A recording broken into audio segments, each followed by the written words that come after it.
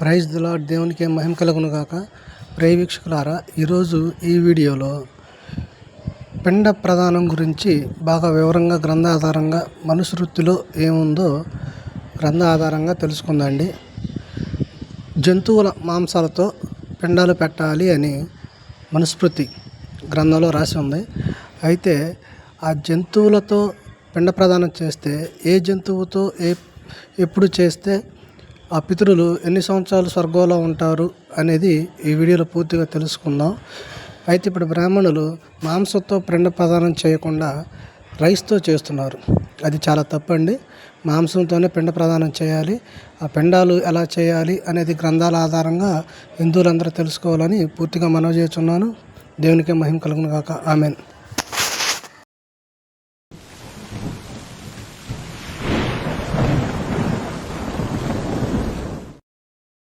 కుదరా మనస్మృతిలో చెప్పారు. శ్రాద్ధం అంటే తెలుసు కదా మీకు, పితృకార్యం అంట. అవును. ఇప్పుడు చచ్చిపోయిన తర్వాత వారికి మంచి గతులు కలగడానికి బ్రాహ్మణులు వచ్చి ఈ కార్యం చేయిస్తారు. దాంట్లో ఎన్ని రకాల వాటిని వాడచ్చు మనము, ఎన్ని రకాల వివరంగా మీరు అడుగుతారు కాబట్టి, మీరు ఒప్పుకోరు కాబట్టి శ్లోకాల నంబర్లతో సహా చెప్తాను. వేదాల్లో ఏముంది శ్లోకాల నంబర్లతో సహా చెప్తాను మీరు అన్నారు. చెప్పండి శ్లోకాల నంబర్లతో. వేదాల్లో ఒక నిమిషం ఆగుదామండి. మన మనుస్మృతిలో శ్లోకాలు ఏ శ్లోకాలు? మనుస్మృతిలో 3వ అధ్యాయంలో మనకి 268, 69, 70 వీటిలో ఏమిటంటే అసలు మన పూర్వీకులకి ఎందుకు మనం ఈ పిండ ప్రదానం చేస్తాం? ఎందుకంటే పిండ ప్రదానం చేస్తే వాళ్ళు తిని వాళ్ళకి ఎక్కువ కాలం పాటు ఆకలి లేకుండా ఉండగలుగుతారని ఈ చిన్న చిన్న ముద్దలు చేసి పిండాన్ని చేసి కాకుల ద్వారా తినిపిస్తారు. ఈ బ్రాహ్మణులు వాళ్ళు తింటూ మనం సంతోషిస్తాం. కానీ వాటిని అలా సింపుల్ గా మనం ఏదో ముద్దలు చేసి ఇచ్చే కంటే కూడా మాంసంతో చేపలతోటి వాటితో పెడితే కనుక ఎక్కువ పితరులు ఎక్కువ సంతోషిస్తారని మనుస్మృతి చెప్తారు. మరి మనం పెట్టేస్తాం, కానీ తినాల్సింది ఎవరు? ఆ కార్యం చేయడానికి వచ్చిన బ్రాహ్మణులు. ఇప్పుడు బ్రాహ్మణులు చాలా మంది బాధపడతారు, కానీ మనుస్మృతి ఈ విషయం చెప్పింది.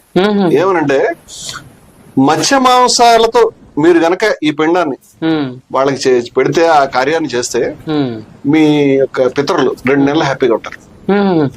జింక మాంసం అయితే 3 నెలలు హ్యాపీగా ఉంటారు. గొర్రె మాంసం అయితే 4 నెలలు హ్యాపీగా ఉంటారు. ఇవి ద్విజులు భక్షింపదగినట్టు బ్రాహ్మణులు తినగలిగినటువంటి పక్షుల మాంసంతో, బహుశా కోడి, చికెన్ పెడితే 5 మాంసాలు. మనం ఎవరో చెప్పట్లేదు, చేయమని కూడా చెప్పట్లేదు. నేను జంతు హింసకు వ్యతిరేకం. కానీ మనుస్మృతిలో ఈ రకంగా జంతు హింస ప్రస్తావన ఉన్నది. శ్రాద్ధంలో ఈ విధంగా చేయమని చెప్పారు. అక్కడతో ఆగలేదండి. ఇదే 3వ అధ్యాయంలో 269వ శ్లోకం చెప్తున్నాడు. మేక మాంసం చేత 6 మాసాలు మీరు గనక మేకను కట్ చేసి దాన్ని గనక వండి పెడితే మీ పితరులకి, వాళ్ళు 6 మాసాలు హ్యాపీగా ఉంటారు. 6 నెలల పాటు తిండి హ్యాపీ. చారల జింక ఇందాక జింక అన్నాడు, ఇప్పుడు చారల జింక అంటాడు. బహుశా ఈ 2 వేరు. 7 మాంసాలు. కృష్ణ మృగం అంటే నల్లగా ఉండేది, దాంతో 8 మాంసాలు. దుప్పి మాంసం 9 నెలలు. ముళ్ళ పంది ఈ మాంసం 270లో చెప్తున్నాడు శ్లోకంలో. ముళ్ళ పంది, అడవి దున్న. అడవి దున్న ఏంటండి? బీఫ్. మనవాళ్ళు బీఫ్ ఫెస్టివల్ చేస్తారు పాపం, కానీ బ్రాహ్మణులు తినాలని చెప్తుంది మనుస్మృతి. ఎవరు? శ్రాద్ధానికి వచ్చినటువంటి వాళ్ళు. ముళ్ళ పంది, అడవి దున్న వీటి మాంసం చేత 10 మాసాలు పై వాళ్ళు హ్యాపీగా ఉంటారు. కుందేలు, తాబేలు ఏది వదలలేదు మనుస్మృతిలో. కుందేలు, తాబేలు వీటి మాంసాలతో 11 నెలలు హ్యాపీగా ఉంటారట మన చనిపోయినటువంటి పితరులు. అంచేత ముసలి మేక మాంసం, గోవు సంబంధమైన పాలు, పెరుగు, నెయ్యి శ్రాద్ధం వచ్చిన 1 సంవత్సర కాలం. వార్ద్రీణము అనేటువంటి ముసలి మేకపోతు మాంసంతో చేస్తే 12 ఏళ్ళు హ్యాపీగా ఉంటారండి. ఏమిటో మరి 12 సంవత్సరాలు చేస్తారు స్పష్టంగా హ్యాపీగా ఉంటారు. కాలాశాఖం అనేటువంటి శాఖం అన్నారు. ముళ్ళు గల చేపలు, ఖడ్గమృగం, ఎర్రపొట్టెలు వీటి మాంసంతో ఎవరు చేస్తే కనుక, శ్రాద్ధం మీరు పెడితే కనుక ఎంతో సంతోషంతో ఉంటారట పైన వాళ్ళు అని మనుస్మృతికారుడు మనకు చెప్తా ఉన్నాడు.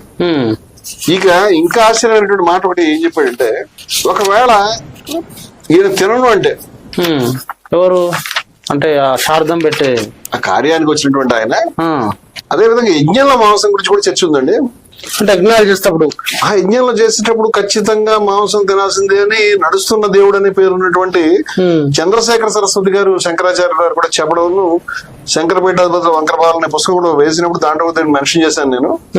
సరే ఆ టాపిక్ ఇప్పుడు మనకి అవసరం లేదు కానీ డైరెక్ట్ గా యజ్ఞం చేసినప్పుడు పశు మాంసాన్ని ఎన్ని రకాల మాంసాలు తినొచ్చు అనేది, యజ్ఞం అనేది వేద సంబంధమైంది. మనుస్మృతి ఏం చెప్తుందో చూద్దామండి.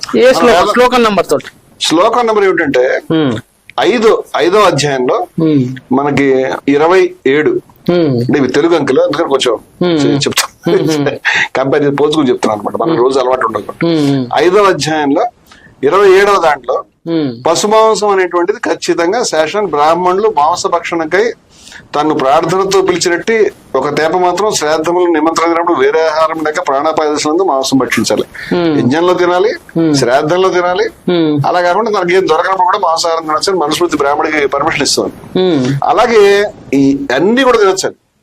ఒక సుప్రసిద్ధమైన శ్లోకం ఉందండి, దాన్ని మన మొత్తం హిందూ సమాజంలో ప్రతి ఒక్కళ్ళు అర్థం చేసుకోవాల్సిన విషయం.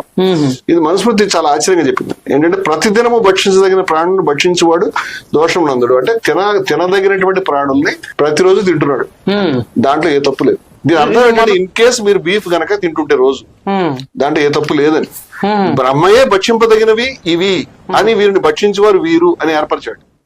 వీళ్ళు తినాలి, ఇవి తింటారు అని ప్రతి ప్రాణికి కూడా ఒకదాని మీద ఒకటి లైఫ్ సైకిల్ ని పెట్టాడు కాబట్టి తప్పు లేదని మనస్ఫూర్తి చెప్తాను. ఇది మనకి 30వ శ్లోకం అండి 5వ అధ్యాయంలో.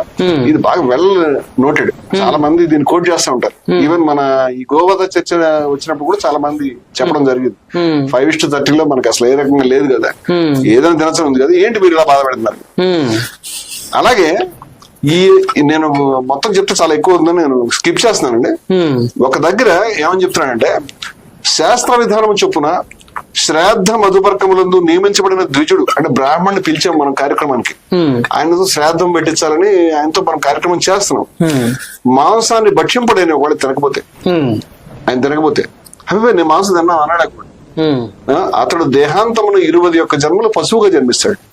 మాంసం తిన్నాం, మన ఇంటికి తీసుకొచ్చాం మనం, అతనికి బీఫ్ ఏదో శాస్త్రవ్యాప్తంగా వాళ్ళు ఏం చెప్పారో మా పితరులు తృప్తి పొందాలని గొర్రె మాంసం మేక ఇందాక లిస్ట్ చెప్పా కదా, మాంసం ఆఫర్ చేసాం. నేను తిన్నాను చెప్పాడు. లేదు నాకు అలవాట్లేదు, నేను తింటారంటే మనకి ఈయన తినకపోతే మన పితరులకు అందాలి కదా, ఈయనే కదా పోస్ట్ ఆఫీస్ అని చెప్పి ఈయన ఈ డబ్బాలో వేస్తే అక్కడ